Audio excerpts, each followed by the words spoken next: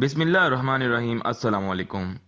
ناظرین کرام، ترکی series the great سلجوق میں ایک کردار ملک توشش کے نام سے شامل کیا گیا ہے، جس کے بارے میں بہت سے ناظرین جاننا چاہتے ہیں کہ تاریخ میں اس شخصیت کا اصل کردار کیا تھا اور اس کا انجام کیا ہوا۔ اس حوالے سے ہم نے تاریخ کے مطالعے سے اس کردار کی حقیقت معلوم کی کہ وہ کون تھا اور اس کا انجام کیا ہوا۔ دوستو، تاریخ میں ملک توشش کا پورا نام ابو سعید تاج الدولہ توشش درج ہے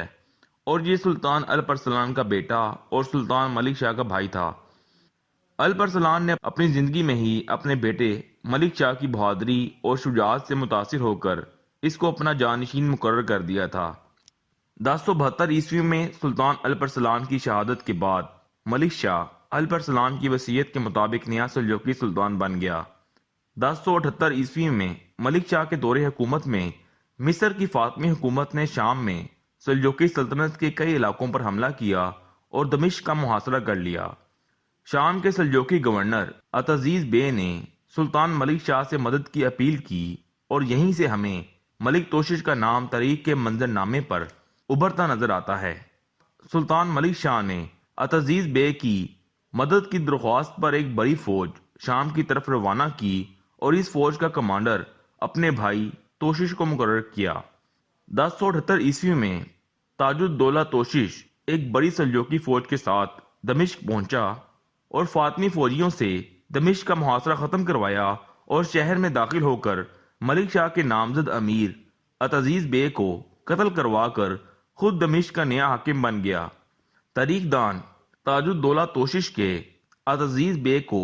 قتل کروانے کے فیصلے کو ایک بڑی غلطی قرار دیتے ہیں، کیونکہ عتزیز بے ایک بہادر سلجوقی کمانڈر تھا اور فلسطین کی فتح اور بیت المقدس کو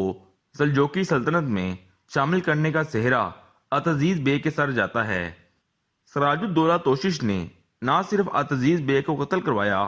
بلکہ اس کے ہاتھوں کئی اہم سلجوقی کمانڈر بھی مارے گئے، جن میں اناطولیہ میں سلاجقہ روم کی بنیاد رکھنے والے اس کے اپنے چچا زاد بھائی سلمان ابن کلتمش اور نور الدین زنگی کے دادا سنکر الحجاب، جو کہ حلب کے سلجوقی گورنر تھے، بھی شامل تھے۔ اسی لیے تاریخ دان ملک توشش کو سلجوقی سلطنت میں انتشار پھیلانے والی شخصیت کے طور پر بیان کرتے ہیں۔ 1092 میں سلطان ملک شاہ کی اچانک موت کے بعد سلجوقی سلطنت میں انتشار کی ابتدا ہوئی اور ملک توشش نے شام میں اپنی خود مختار حکومت قائم کر کے خود کو نیا سلطان نامزد کروا لیا۔ 1095 میں توشش نے اپنے بھتیجے اور نئے سلجوقی سلطان برق یارق، جو کہ ملک شاہ کی بیوی زبیدہ خاتون سے تھے، کی حکومت کو ماننے سے انکار کیا اور ایک بڑی فوج کے ساتھ رے کی طرف پیش قدمی کی، لیکن برق یارق سے جنگ میں اسے شکست کا سامنا کرنا پڑا